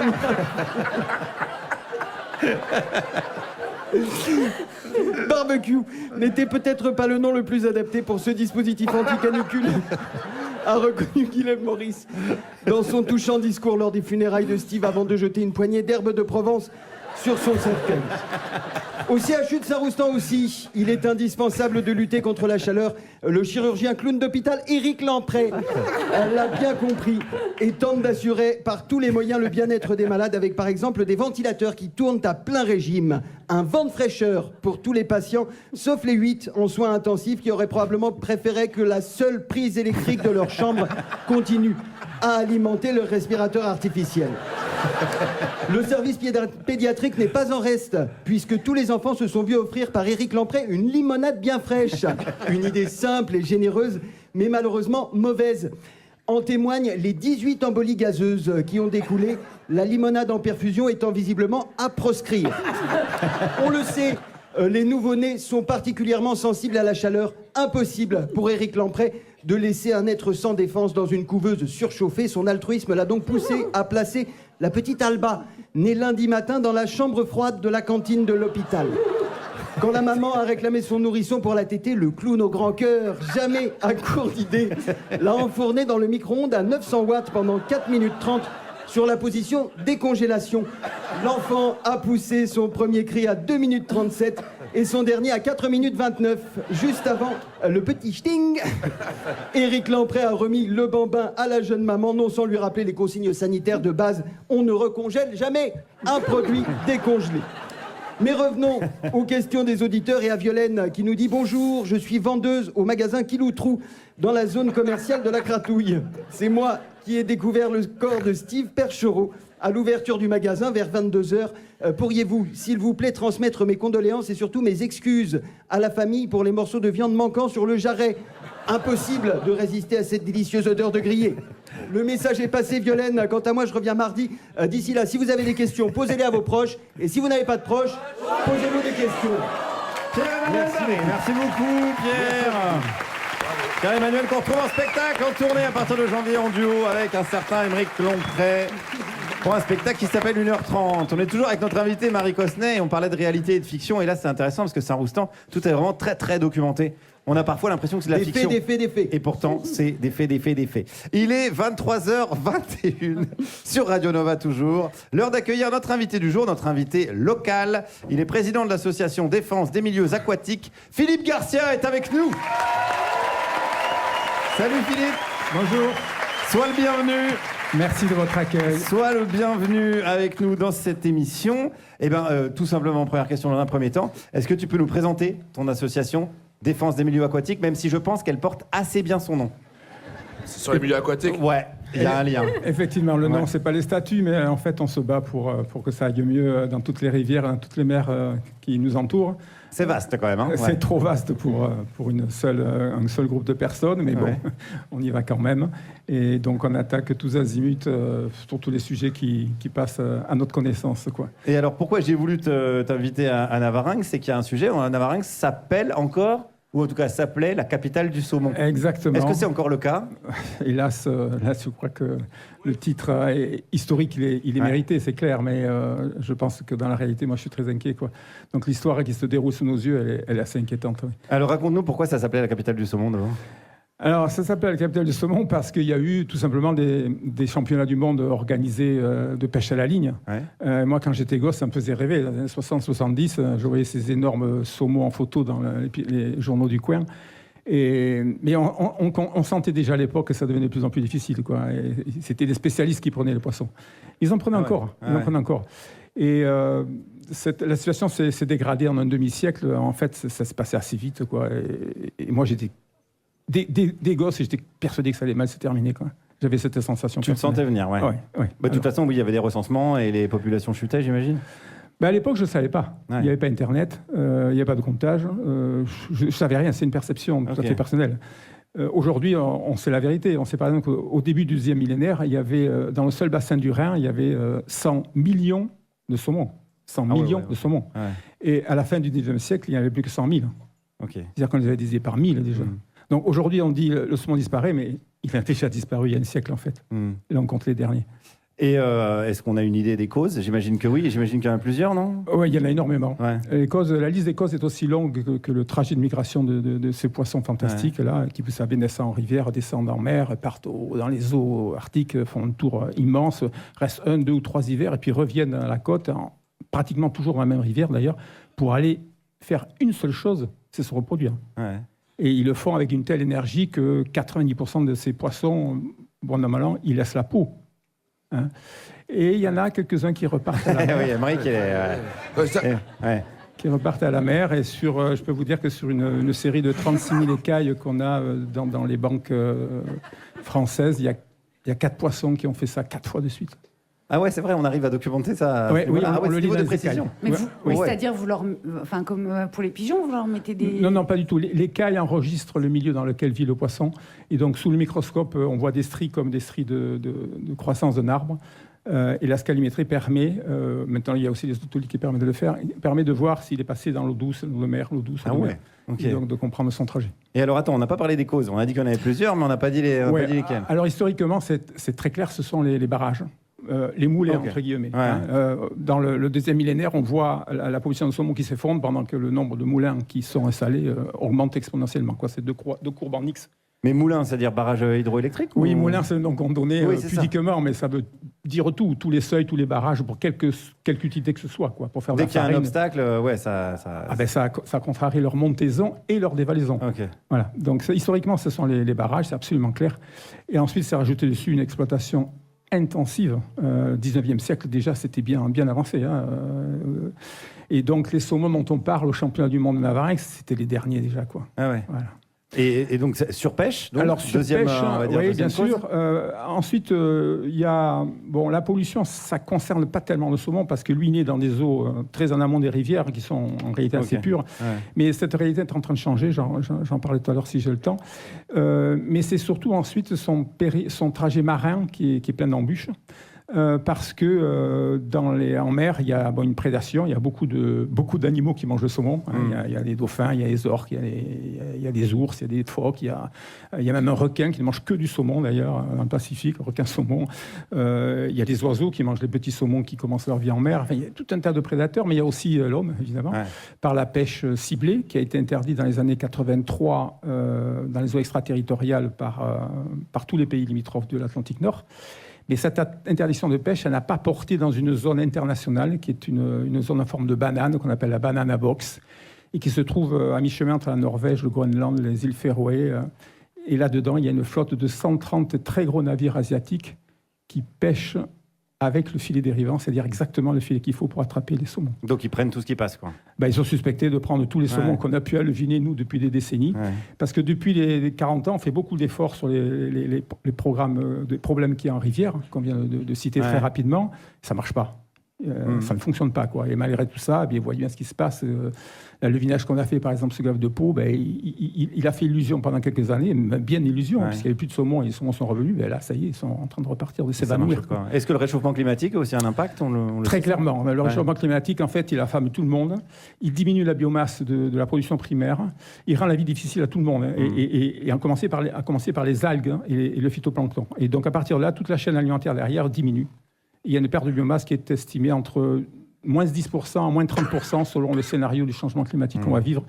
Et on est plutôt parti sur moins 30%. Donc, il est en train d'aggraver, effectivement, la baisse des saumons. Ouais. Et alors, toi, concrètement, ton travail dans ton association, tu documentes, tu alertes alors, tout ça, c'est documenté, c'est très bien expliqué par les tas de rapports. Nous, on essaye de faire en sorte que les gestionnaires ils aient une attitude pragmatique, quoi. Ce que je veux dire en un mot, c'est que le changement climatique, d'une part, qui est la grosse cause de la disparition des saumons pour certains, ou bien ces pêcheries en zone extra-internationale dont je viens de parler, l'asiatique, on n'y pourra rien, on n'y peut rien. Ouais. Ça se joue pas à notre niveau, quoi. Ni le préfet de région, ni Macron, ni personne, on n'y peut rien, quoi. C'est joué, quoi. Si le saumon doit survivre au changement climatique, ça ne sera que grâce à lui, quoi. Ça ne sera pas grâce à nous. Mais par contre, il y a des causes qui restent encore, qui sont phénoménales et dont on ne parle pas. Et ça, c'est un véritable scandale. Et c'est ça que j'aimerais bien que les gens retiennent. C'est qu'il y a, depuis des centaines d'années, une pêche côtière, le long de toutes les côtes de tous les pays d'ailleurs qui reçoivent du saumon, qui est destiné à tous les poissons marins et qui attrape spécifiquement le saumon.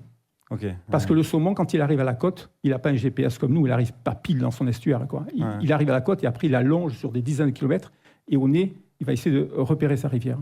Donc il circule dans très peu d'eau, en surface, et il fait des kilomètres et des kilomètres, parfois des centaines de kilomètres avant de trouver sa rivière. Ah oui, c'est là où il est vulnérable. Et c'est là où il est ultra vulnérable aux filets droits côtiers qui l'attendent. Quoi. Et comment nous, on peut t'aider en tant que citoyen? Comment on peut aider ton association? Mais là, vous m'avez aidé, me donnant la parole et en sachant qu'il y a évidemment un nombre de personnes énorme. On peut se renseigner, on peut aller voir, tu as un site internet? Oui, il y a un site internet et on a mis en ligne en PDF téléchargeable et imprimable un petit livret de 50 pages et qui écrit les grandes idées à savoir sur la pêche maritime. Si vous voulez comprendre pourquoi la pêche maritime est en train de décliner, pourquoi ça s'enfonce, pourquoi personne n'arrive à la rétablir, vous lisez ce bouquin, vous allez être stupéfait de l'incapacité des gestionnaires à gérer la pêche maritime. Quoi. Merci beaucoup pour ton travail, merci pour ton engagement, merci Philippe. Philippe Garcia et ton association, je rappelle, Défense des milieux aquatiques. Reste avec nous, Philippe, pour écouter celle dont une des expressions favorites est « Lui, c'est pour la truite la plus oxygénée de la rivière ». C'est Juliette Arnaud.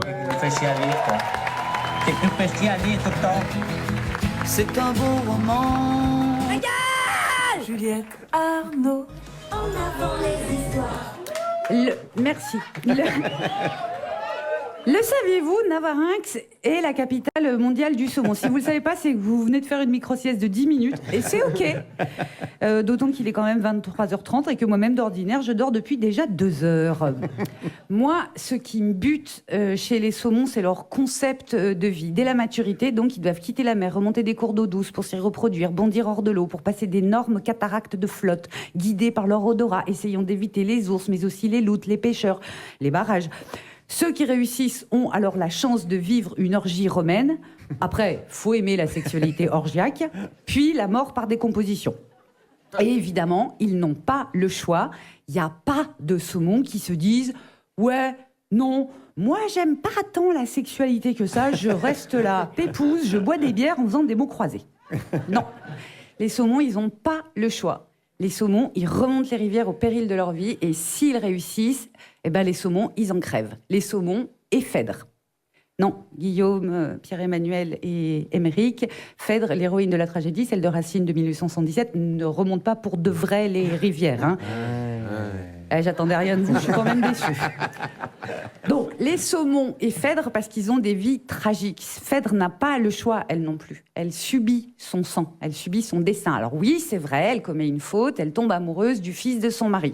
Mais retardez un poil le moment de la blâmer. En tant que petite fille de Zeus, elle le dit, hein, j'ai pour aïeul le père et le maître des dieux, Vénus, une déesse, la poursuit de sa haine. Pas que Phèdre, hein.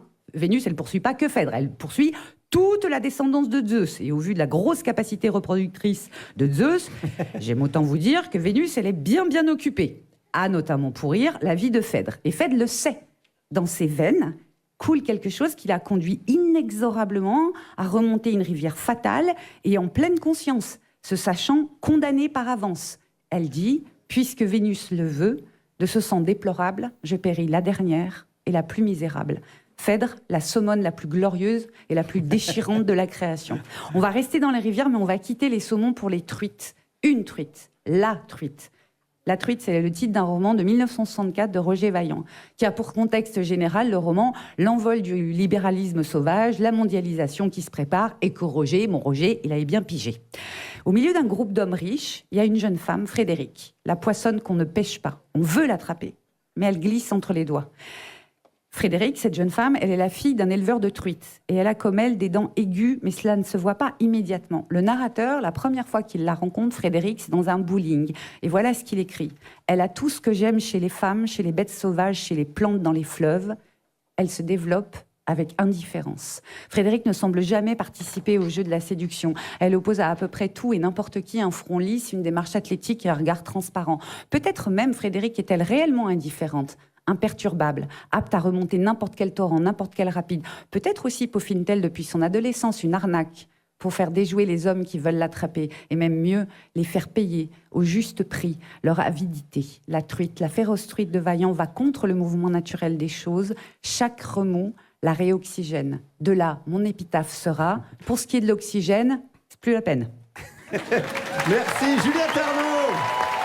Merci Juliette. On retrouve en podcast sur Instagram Juliette Arnaud, Pénélope. Merci, on est toujours avec notre invitée Marie Cossenet, l'autrice Marie Cossenet, la traductrice. On a parlé texte antique, on a parlé migration, puisque je conseille ta trilogie qui s'appelle Des îles. Mais moi j'ai lu un autre livre de toi sur une autre thématique. Tu as écrit Un autre humanité, qui parle de la Commune de Paris. Un épisode qui, à titre personnel, me passionne. Pourquoi toi, il te passionne, cet épisode de l'histoire de France ? Il me passionne parce que c'est un épisode qui s'était très très mal terminé, mais qui a eu des conséquences quand même après. La République est arrivée après, et tout ce qu'ont essayé de faire les communards, quelque chose ne s'est pas complètement perdu. Mais au moment où j'écris ça, c'est encore une fois, c'est pour ça, on est vraiment dans le réel contemporain. Au moment où j'écris ça, on est en 2012.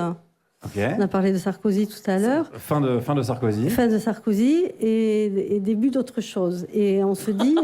bon, là, oui, ouais. On y a cru. Oui, c'est vrai, mais c'est vrai. Oui, c'est exactement pour ça que j'ai écrit ça à ce moment-là. Et on se dit, on y a cru, pas vraiment, mais c'était le moment où il fallait pas se planter, en fait. Et je rappelle que parmi les propositions de Hollande, il y avait celle-là qui était de donner le droit de vote aux étrangers aux élections locales. Il l'a dit plusieurs fois, c'était la 50e proposition. Il y en avait 60, je crois, et c'était la 50e. Ouais. Mais quand même, il fallait changer la Constitution, enfin ça s'est pas fait. Mais tu veux dire que ça, c'était dans le programme de la Commune de Paris aussi ? Non, pas du tout. Bah alors quel est le lien ? Parce que là, j'ai pas pour l'instant. Il est vachement vieux, François Hollande, quand même.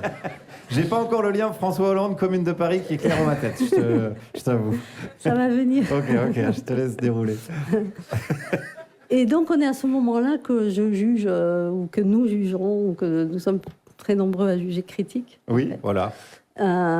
Et d'ailleurs, on avait bien raison. Et du coup, je pense que je me pose cette question. C'est le début, peut-être, cette question qui se pose. Qu'est-ce que je fais avec les textes que je peux écrire ?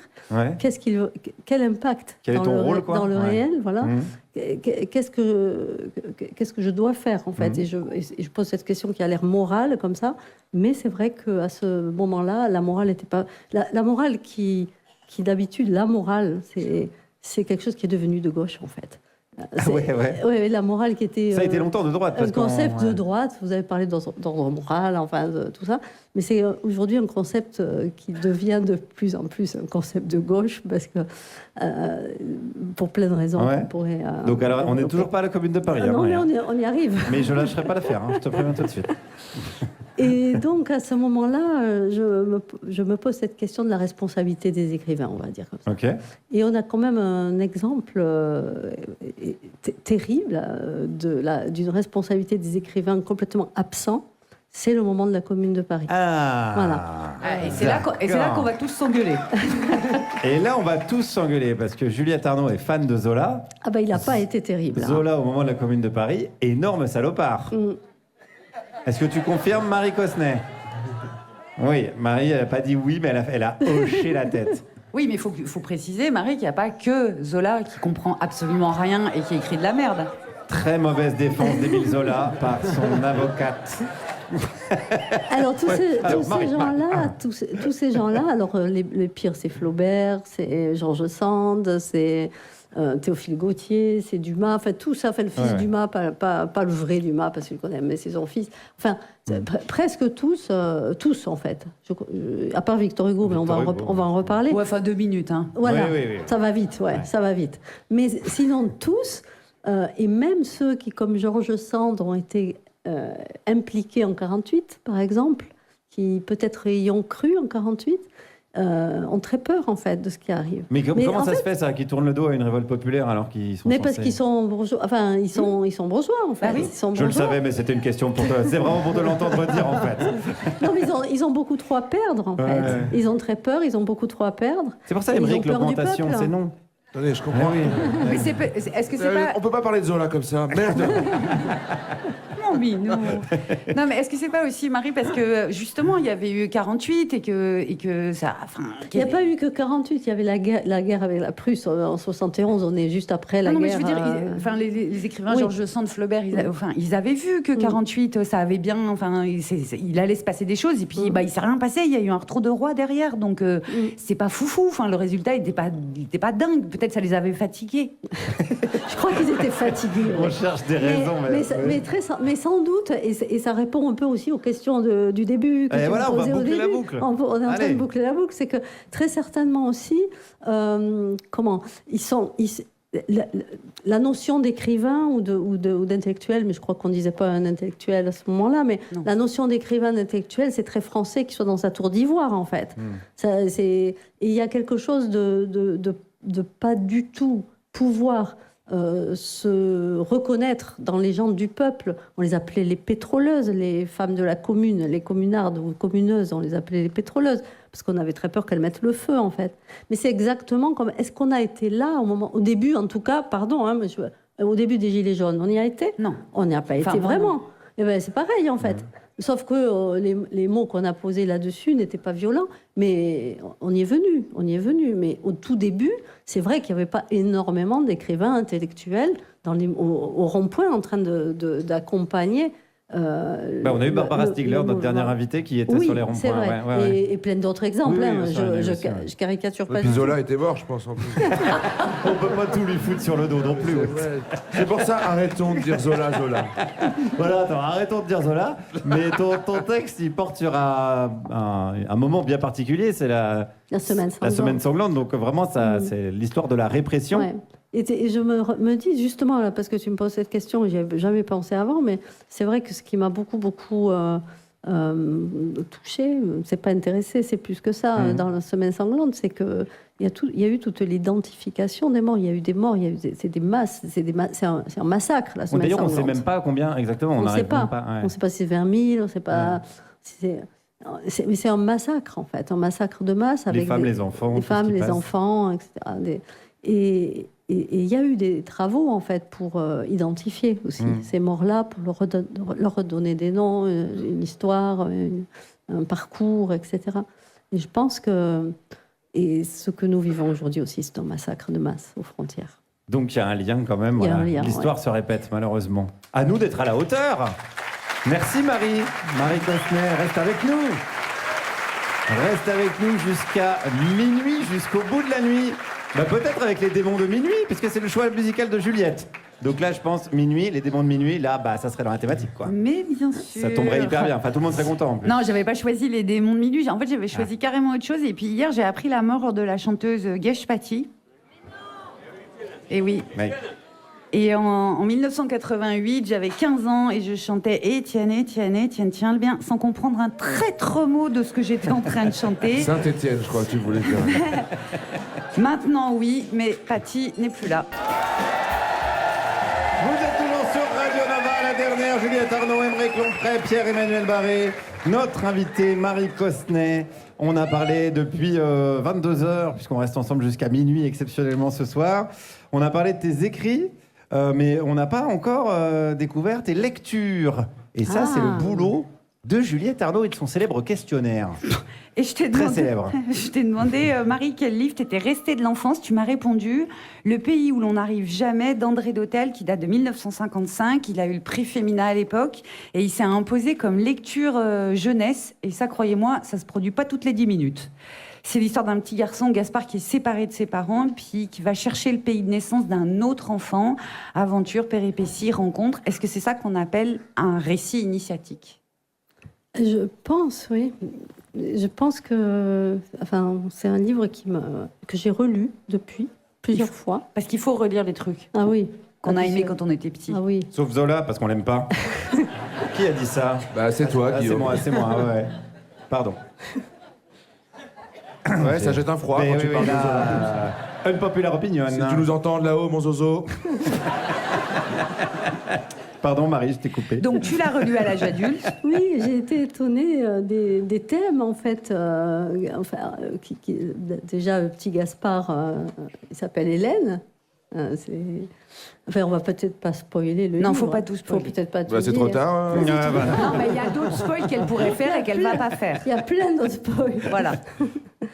Et la liberté, en fait. La liberté et la fin. Bon, voilà, je peux pas vous dire, mais il y a tout ce que j'aime dans ce livre. Il meurt, à la fin, il meurt. Non. Ouais.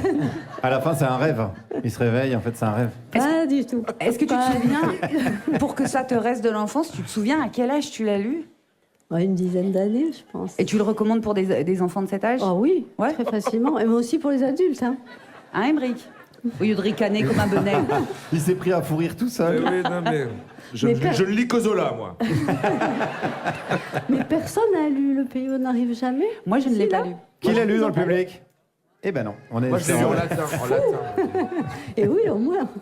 Non, mais c'est un livre moi, je ne l'ai pas lu, mais je sais qu'il est C'est beaucoup magnifique. lu. Je savais pas qu'il avait le prix féminin. Je savais pas. Ouais, préféminin. Et qui, enfin, vraiment, qui a un prix d'adulte et qui devient un livre que les enfants aiment. Franchement, Ouais, c'est c'est rarissime. dingue parce que le prix féminin, il a été créé parce qu'on voulait pas donner le prix Goncourt à une femme, Ouais. Myriam Hari. Voilà. Et on l'a régulièrement refilé à des hommes. Bon, bref. La France, c'est compliqué. Je t'ai demandé ensuite quel livre t'avait donné envie de devenir une grande personne. La réponse m'a surprise. Tu m'as dit Le Pullover rouge de 1978, écrit par Gilles Perrault. C'est une enquête critique et romancée d'un fait divers atroce, puisque c'est le meurtre d'une petite fille. A été accusé Christian Ranucci, condamné à mort, exécuté. Le journaliste Gilles Perrault pense que Ranucci n'est pas forcément le coupable, que l'enquête a été bâclée. Ensuite, il y a eu controverse sur controverse sur controverse. 1000 livres écrits disant « Mais non, il s'est trompé, Gilles Perrault, il a raconté n'importe quoi ». Toi, tu as trouvé quoi dans ce livre et à quel âge pour que ça te donne envie de rejoindre le monde des adultes? Il a été écrit en 78, j'ai dû le lire... non, je l'ai lu oui, j'ai dû le lire assez vite là, donc je ne dirais pas quel âge, parce que je n'ai pas envie de calculer, mais 12 ans, un truc comme ça. C'est tôt pour lire. Oui, mais c'est un livre qui a habité mon enfance, en fait, mon adolescence, et je crois que c'est le début de la prise de conscience d'une injustice radicale, en fait, parce que moi, à ce moment-là, je suis persuadée, comme Gilles Perrault, que Ranucci est innocent. Ouais. Et je ne me suis jamais posé la question de si c'était vrai ou pas vrai, mais je pense que c'est ce qui m'a...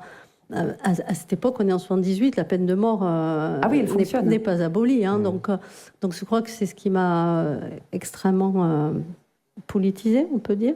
Et j'écrivais toute seule dans ma chambre des lettres à Giscard d'Estaing pour qu'il soit gracié. Oh. Il répondait? Non. Ah, ouais. Non. Mais je pense que c'est le début, pour moi, d'une prise de conscience, en fait, de quelque chose. Et le fait de découvrir après que, potentiellement, si Ranucci, il était coupable... Je n'ai jamais pensé à ça. Ah, d'accord. Ah, voilà. Ah, mais même si Ranucci avait été coupable... Oui, ça ne change rien pour la peine de mort, bien sûr. Ça ne change rien pour la peine de mort. Ouais. Mais pour le livre, ça change quand même un petit peu. Pour le livre, oui. Je t'ai demandé, enfin, ce qui te faisait rire. Ta réponse fut, je te cite... Je ne sais pas si on peut dire que Louis de Funès me fait toujours hurler de rire, précision, dans n'importe quel film. Et ça fait toujours plaisir à entendre dans la bouche d'une intellectuelle. Ma théorie sur de Funès, c'est qu'il provoque le rire de l'enfance, parce que c'est un adulte qui se comporte comme un gosse mal élevé. Oui, puis c'est toujours plus, quoi. C'est toujours plus, et ça, c'est irrésistible, en fait. Et est-ce que tu as essayé de le transmettre? C'est-à-dire? De montrer à des enfants? À mes enfants, oui, on a beaucoup ri ensemble, oui. Et ça marche aussi sur eux? Ah, je crois, oui. Hein? Et ça n'a pas trop mal vieilli? Pour moi, ça n'a pas vieilli, hein, ça me fait toujours rire. Hein. Non, mais il y a des films, il y a des comédies qui datent de ces années-là. Ah oui, de Funès, ça a mal vieilli, mais Zola, oui. Non, justement, j'ai dit ça. Bon, on arrête avec Zola, merde. Justement, j'ai dit l'inverse, j'ai dit que ça n'avait pas mal vieilli du tout. Oui, mais que Zola, oui. Zola, on n'en parle plus parce que c'est source de conflit, enfin, Juliette. Allez, merci Marie, merci d'avoir répondu au questionnaire de cette fourbe de Juliette Arnaud. Tu parlais d'un adulte qui se comporte comme un enfant. Quelle meilleure transition je pourrais trouver pour celui qu'on va écouter sans plus attendre pour pratiquement conclure cette émission. Il a chaud comme tout le monde ici. Je vous conseille d'ores et déjà de regarder la vidéo car il y a une sorte de plus-value, hein, une sorte de costume. Il y a en tout cas une tentative artistique. Émeric Lompré! Ouais. Générique. Émeric, on n'ose pas lui avouer, mais il est pas diffusé. Bisous, les bisous. Ching, ching, ching. Aujourd'hui, dans ce que... Putain, 4h du matin, je fais ma chronique dans une douve. Allez, on y va. 15 ans de conservatoire, putain. Zola, si tu m'écoutes.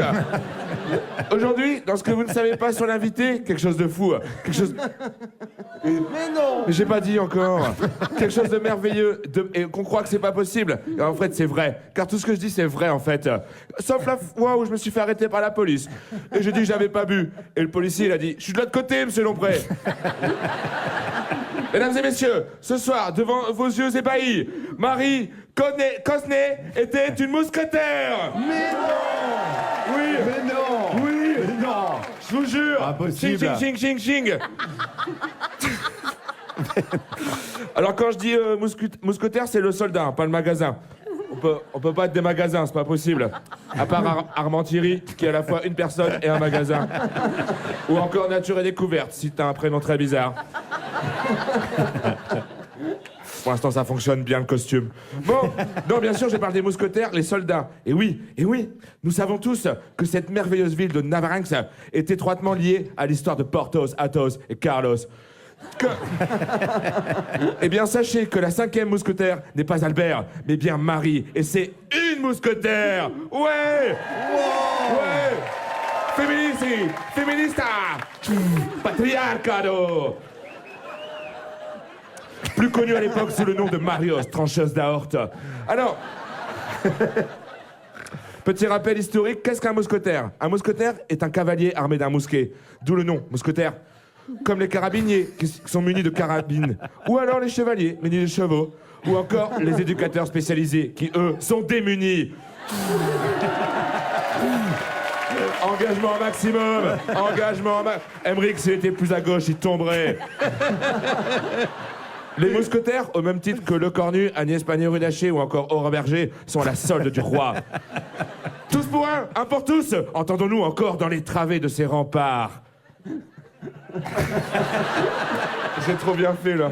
Bon, car rappelons à nos auditeurs basques qui n'ont pas accès à la vidéo que nous sommes... S'il vous plaît, la plèbe oh. Nous sommes actuellement en direct dans des magnifiques ruines d'un fort qui fait 45 degrés. Putain, je peux plus. On est entouré de pierres. Ceci, cette émission. On n'est pas les chroniqueurs, on est des pizzas. Moi, je suis Margarita. Juliette est pepperoni. Pierre est calzone. Et Guillaume, la végétarienne, nulle, sans goût, sans saveur. Vous voulez une pizza aux légumes? Plutôt crever. Mais revenons à notre Marie. Marie, vous étiez donc la 4e mousquetaire. Mais peu de livres retracent votre histoire. Car comme nous le savions tous à l'époque, la femme était invisibilisée, objectifiée, dégradée et parfois même jetée au lion comme de simples bilboquets. Nous qui sommes sans passé, les femmes, nous qui n'avons pas d'histoire.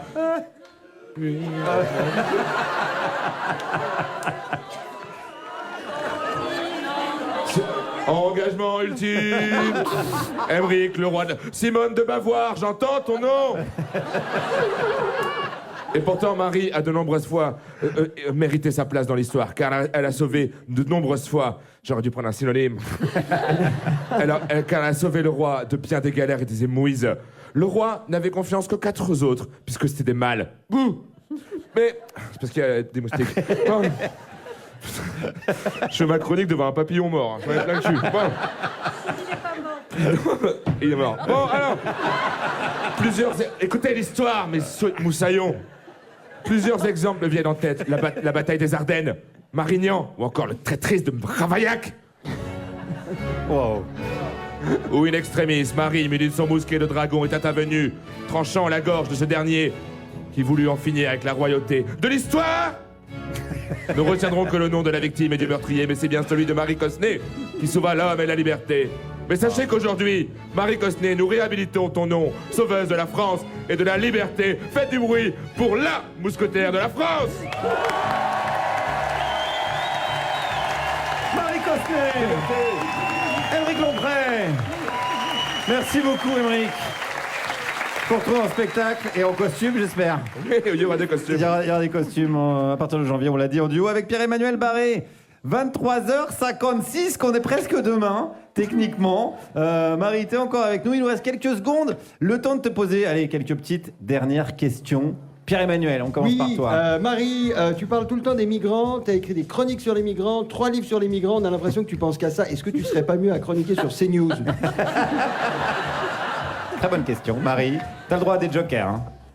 Ça serait pas pour dire ce qu'on dit sur CNews, non? Ouais, ça ferait tâche. En parlant de tâche, Aymeric. Pardon. Mais plus personne t'écoute à ce heure-là. Est-ce que tu manges du saumon?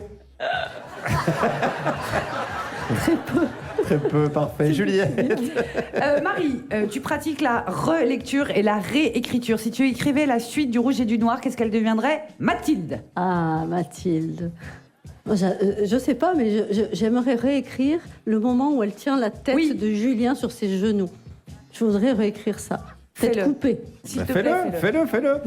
Marie, t'as écrit Entre chagrin et néant. Est-ce que c'est un livre sur la vie politique de Raphaël Glucksmann? Oui, ça peut. Pierre-Emmanuel. Oui, pardon. Quand on parle des migrants, il y a toujours un débile de droite pour dire c'est que des hommes, c'est l'âge de fuir un pays en guerre. Est-ce que vous croyez qu'il dirait pareil pour De Gaulle? C'est très bon, ça. C'est plutôt validé. Aymeric. Oui. Moi qui suis un féru de lecture. Oui. Quel livre conseillerais-tu à quelqu'un qui lirait pour la première fois? Zola, non? Zola. On a parlé de Sarkozy et de Zola toute la soirée. Allez, Juliette, je te laisse conclure avec une dernière question. Dans ton fort intérieur, Marie, entre toi et toi, est-ce que tu cancelles des écrivains? Ah, bah voilà. Bec BD, on a entendu la foule, mais là on parlait d'écrivains. Il y a plein d'écrivains que j'aime pas du tout et je lis pas. Mais je suis pas sûre que je dirais que je les cancelle.